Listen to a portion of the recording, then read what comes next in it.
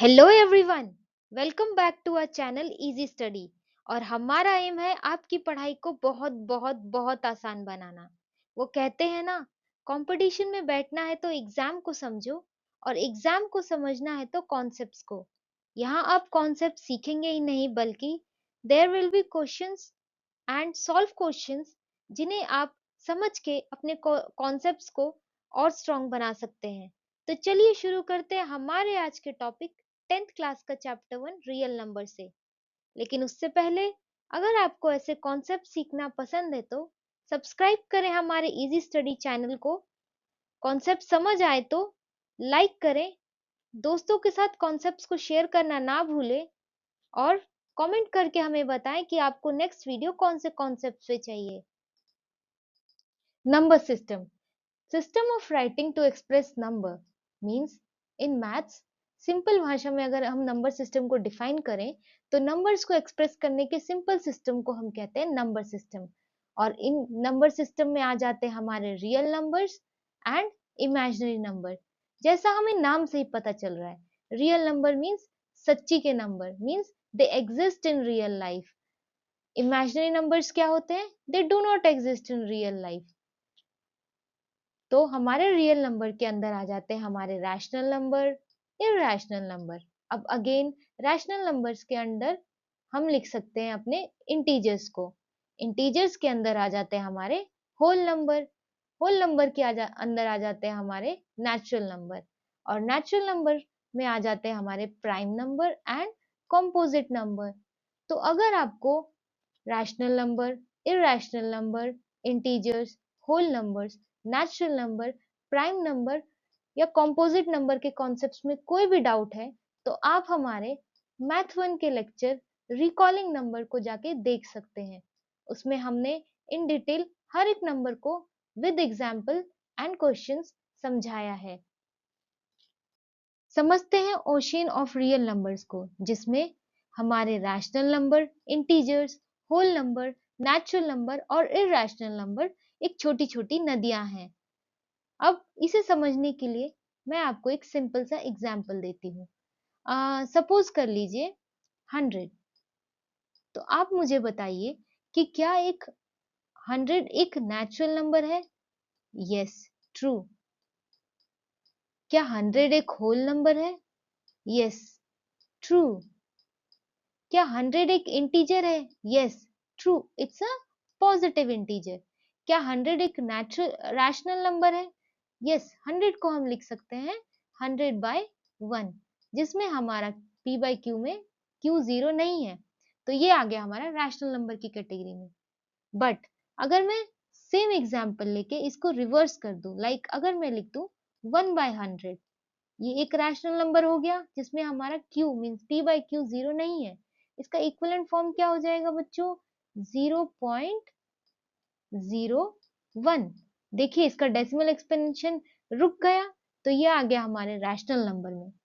But क्या ये rational number हमारा इंटीजर है? No, it's not an integer. क्या ये रैशनल नंबर हमारा होल नंबर है?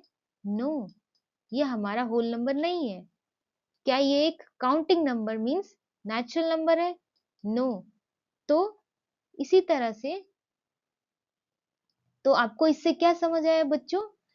इस चार्ट में जैसे जैसे हम ऊपर की तरफ जाते जाएंगे हमें मिलेंगे वो नंबर्स जो उनके नीचे की कैटेगरीज में नहीं आ सकते। मींस कोई नंबर अगर नेचुरल नंबर है तो वो होल नंबर हो सकता है, नीचे से ऊपर जा सकता है, बट वो नंबर ऊपर से नीचे नहीं आ सकते हैं। जैसे अगर 0 देख लीजिए, क्या 0 एक नेचुरल नंबर है? नहीं, बट वो हमारे इस चार्ट में ऊपर की तरफ प्लेस्ड है, और ये 0, तो बट 0 हमारे नीचे की तरफ नहीं आ सकता, बट ऊपर की तरफ जा सकता है। क्या 0 एक इंटीजर है? यस। क्या 0 एक रैशनल नंबर है? यस, 0 को तो हम लिख सकते हैं 0/1। तो ये हमारा हो गया रैशनल नंबर के फॉर्म में। आई होप आपको ये अच्छे से समझ आया होगा। Real number and their decimal expansions. Now decimal expansion को हम फर्दर क्लासिफाई करते हैं टर्मिनेटिंग एंड नॉन टर्मिनेटिंग। इसे हम समझ सकते हैं दो पड़ोसियों के एग्जाम्पल से। जैसे कुछ पड़ोसी होते हैं जिन्हें दूसरों के काम से कोई मतलब नहीं होता है, वो अपने काम से काम रखते हैं, मीन्स ऐसे डेसिमल एक्सपेंशन जो एक टाइम के बाद टर्मिनेट हो जाते हैं, मीन्स रुक जाते हैं। एग्जाम्पल हो गया, अगर हम 3/4 का डेसिमल एक्सपेंशन देखें तो ये क्या आ जाएगा हमारा, ये 4 है बच्चों, ये क्या आ जाएगा हमारा 0.75, मीन्स इसका डेसिमल एक्सपेंशन रुक गया, इसके आगे और कुछ नहीं है। एंड दूसरा एग्जाम्पल हो गया हमारा हाफ, मीन्स 1/2, इसका डेसिमल एक्सपेंशन देखें तो वो होगा हमारा 0.5, ये भी रुक गया एक टाइम के बाद। तो ऐसे डेसिमल एक्सपेंशन जो एक टाइम के बाद रुक जाते हैं, they are called terminating decimal expansion. अब जो दूसरे तरह के पड़ोसी होते हैं जिन्हें दूसरों के काम में ताका झाकी करना बहुत पसंद होता है, उसमें भी आ जाते हैं दो तरह के लोग, जो बार बार बार बार सेम हरकतें रिपीट करते हैं, और दूसरे जो अलग अलग तरीके से हमें तंग करते हैं। तो रिकरिंग वो डेसिमल एक्सपेंशन जिनके डेसिमल एक्सपेंशन बार बार रिपीट होते हैं। जैसे एग्जाम्पल हो गया 1/3 का, अगर मैं डेसिमल एक्सपेंशन लिखूं तो 0.3333 अप टू सो ऑन चलता जाएगा ये बच्चों। सो ऐसे डेसिमल एक्सपेंशन जिनके डेसिमल एक्सपेंशन रुकते नहीं है बट रिपीट होते रहते हैं, they are called non terminating recurring decimal expansion. Now non recurring decimal expansion, ये क्या होते हैं, इररेशनल नंबर्स। आप इन्हें बोल सकते हैं इररेशनल नंबर्स, मींस ना तो इनके डेसिमल एक्सपेंशन रुकते हैं और ना ही टर्मिनेट, मींस ना तो इनके डेसिमल एक्सपेंशन ना रुकते हैं और ना ही रिपीट होते हैं। जैसे एग्जाम्पल हो गया हमारा पाई। पाई का अगर हम डेसिमल एक्सपेंशन देखें बच्चों तो ये होता है हमारे 3.141592 and up to so on, ये हमारा नंबर चलता जाता है and up to so on.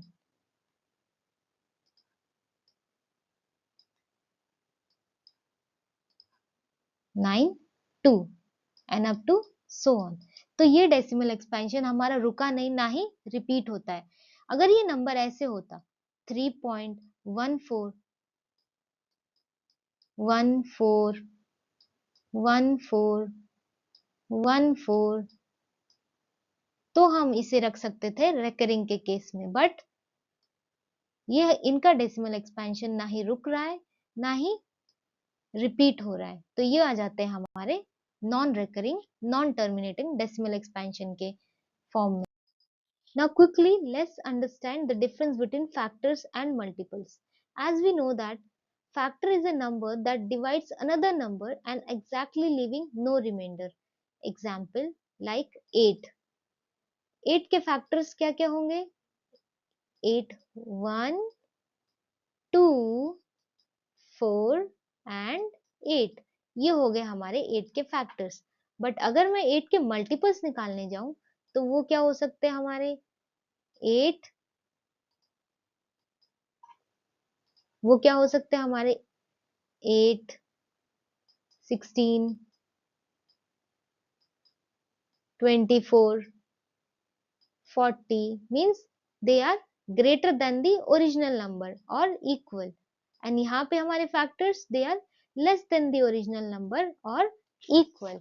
So the factors are always less than or equal to original number, and the multiples are always greater than or equal to the original number except 0. And the factor of a number or the number of factors, the number of factors for any given number is finite. यहाँ पे देखिए आप, ये finite है means limited है, but in a multiple case it's infinite. And we find the factors by division method, and we find the multiples by multiplication. Here is an example of 12. I hope आपके factors and multiples के concepts अच्छे से clear हो गए होंगे। Now let's solve some questions. 3 and 8 are what of 24? I repeat, 3 and 8 are what of 24? Now they are asking 3 and 8 is what of 24? Are they factor or are they multiple? So we know that we have 24 factors of 24 will be 1, 2, 3, 4, 6, 8, 12 and 24. So you can see here 3 and 8 are what of 24? They are factors of 24. They are factors because these two numbers, simple way is these two number is smaller than the original number and they divide 24 exactly without leaving any remainder. Now next question is 42 is what of 6 and 7? I repeat, 42 is what of 6 and 7? Now they are asking what is 42 to 6 and 7. We know that we get 42 in table of 6 as well and 42 in table of 7 as well. Means they 42 is the multiple of 6 and 7. They are multiples.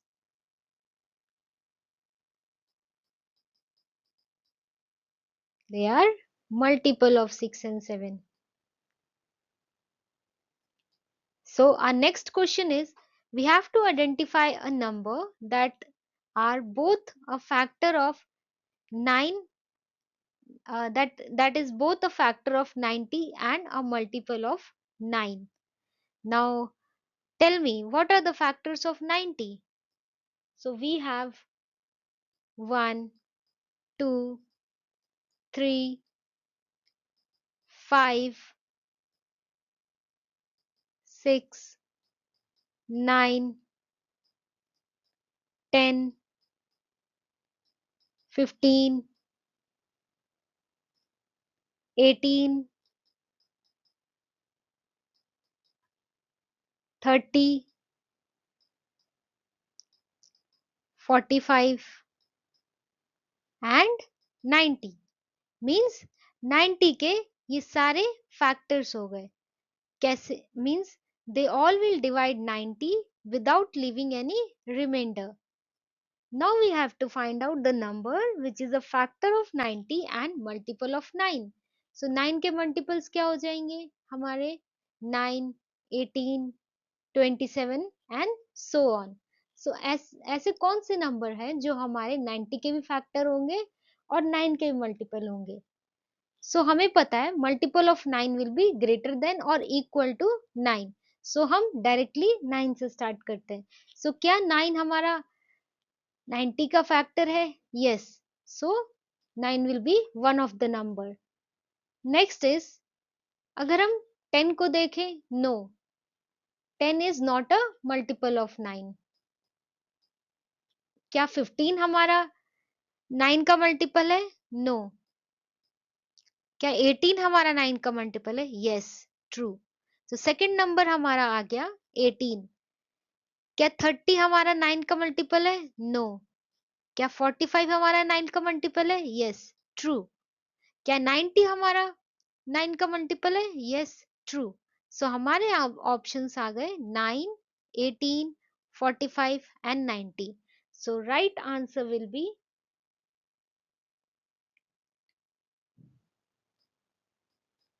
9, 18, 45 और 90. तो आपको बस ये याद रखना है कि factor हमेशा ओरिजिनल नंबर से या तो छोटे होंगे या ओरिजिनल नंबर के इक्वल होंगे एंड मल्टीपल्स ओरिजिनल नंबर से बड़े होते हैं और they will be equal to the original number. तो चलो बच्चों हम पढ़ते हैं थ्योरम 1.1 जो बताती है हमें फंडामेंटल थ्योरम ऑफ अरिथमेटिक के बारे में. So what is the definition of this theorem? It states that every composite number can be expressed or factorized as a product of primes, and this factorization is unique apart from the order in which prime factors occur. Prime numbers क्या होते हैं बच्चों? जो सिर्फ one और अपनी table में आते हैं, one and itself.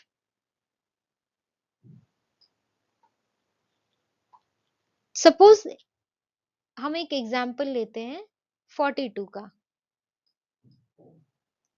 So how will I express 42 in form of product of prime factors? Simple way is prime factorization method. तो हम लिखेंगे इसको यहाँ and then ये किसकी टेबल में आएगा? हमें पता चल रहा है यहाँ पे that it will be coming in 2 table. So 2 is a prime number. So 2 2s are 4 and 2 1s are 2. Again it will not come in 2 table. So we'll go for 3.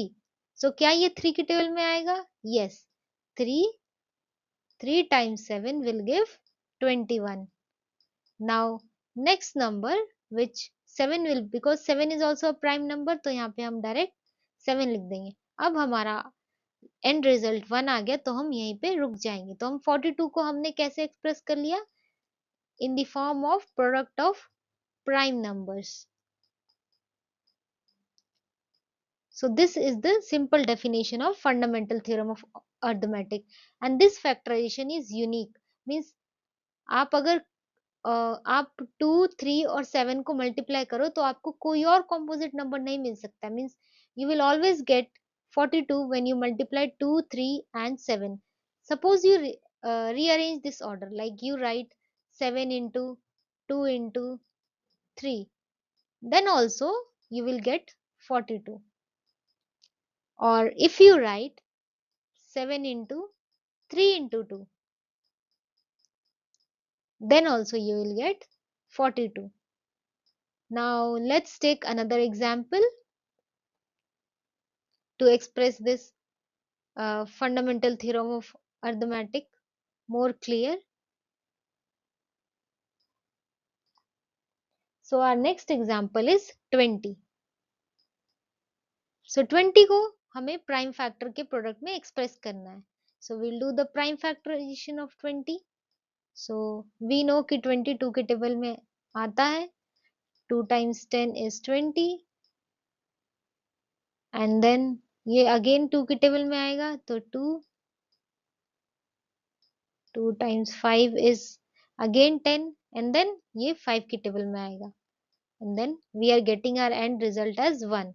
So we can express this as 2 into 2 into 5, like 2 2s are 4 and 4 5s are 20.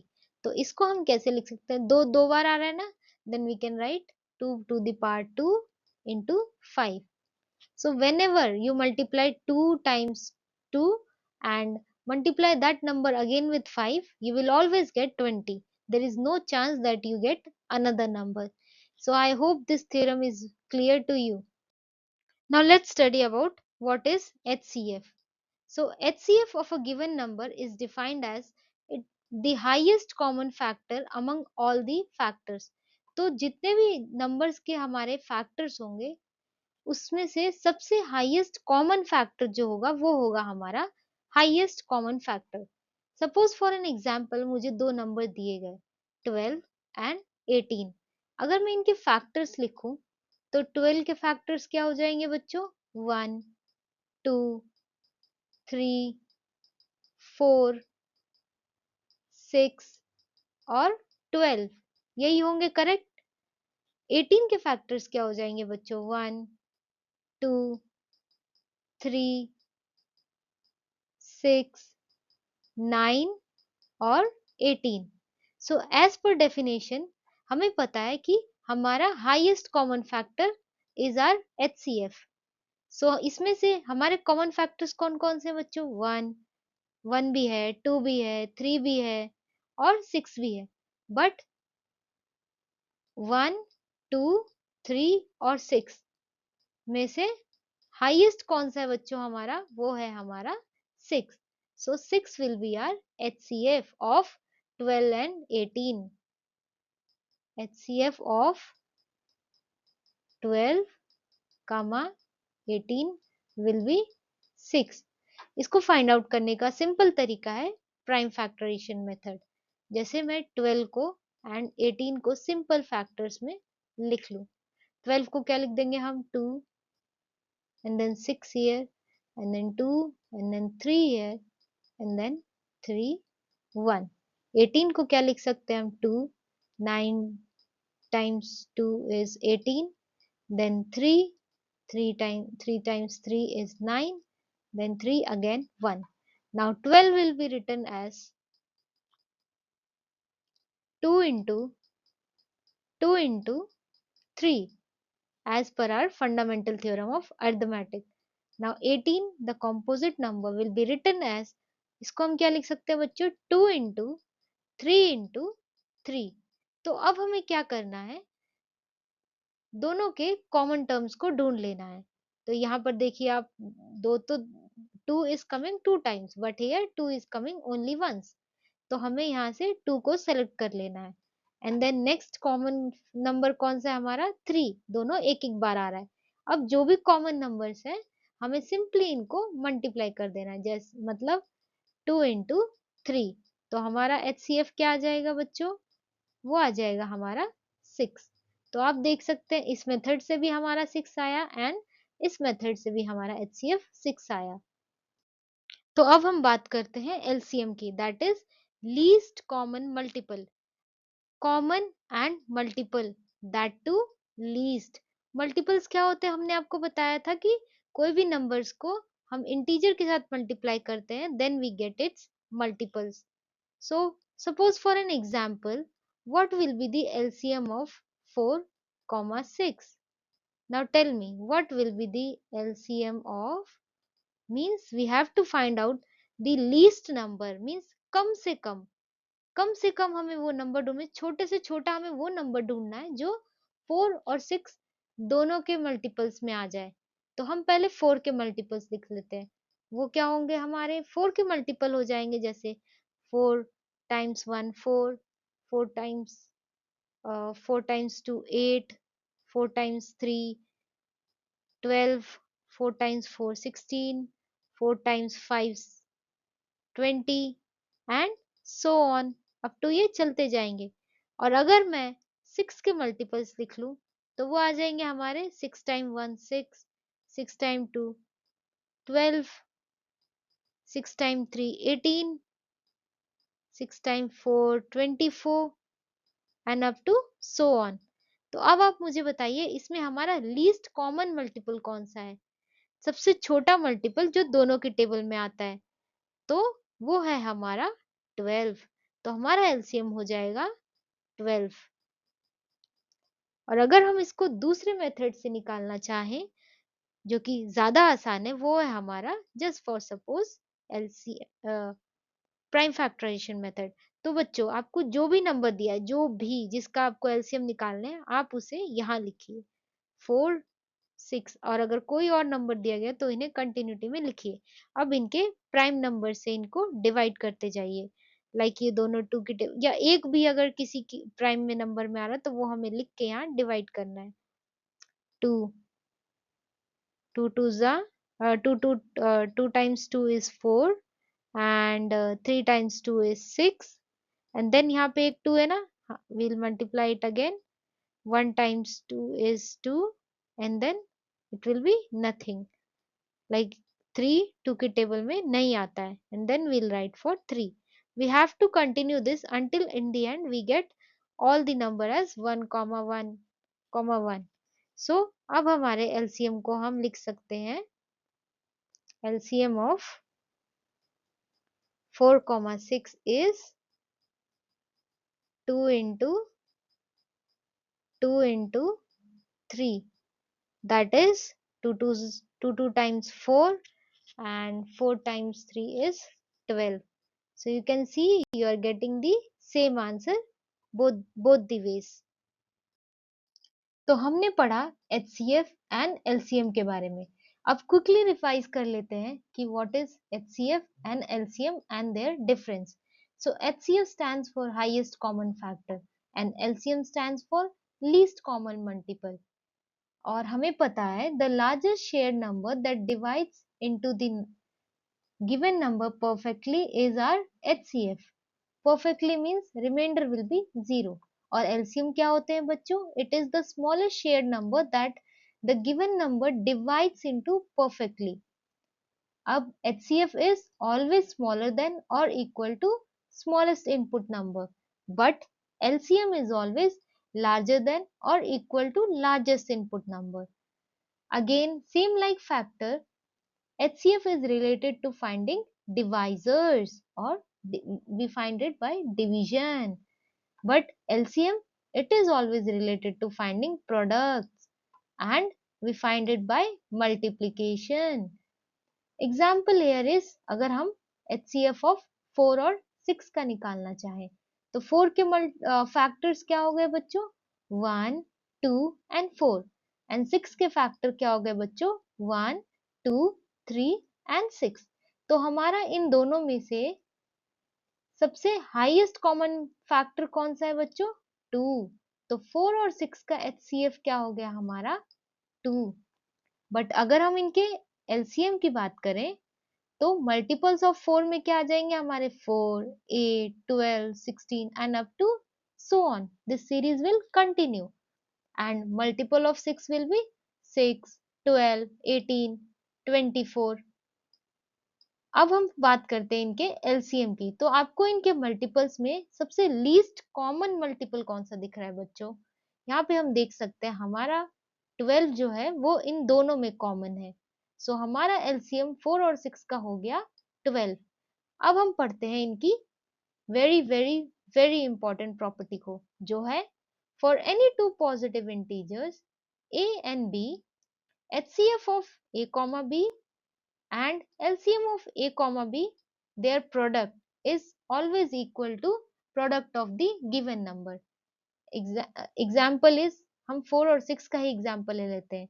जैसे हमने अभी find out करा कि हमारे 4 and 6 का HCF है 2 and 4 and 6 का LCM है हमारा 12। तो बच्चों इन दोनों का प्रोडक्ट क्या हो गया? 12 2 जा 24। अब product of these two number, ए क्या है हमारा बच्चों? 4 एंड बी क्या है हमारा बच्चों? 6। इन दोनों का प्रोडक्ट क्या हो गया? Again 24। So this is very important property, that product of HCF and LCM of two positive integer. Only this property follows only when there are two positive integers. So product of HCF and LCM will be equal to product of those two numbers. Thank you बच्चों हमारे साथ end तक जुड़े रहने के लिए। So stop stressing about maths and subscribe to easy study. We make complex concept simple, fast and even fun.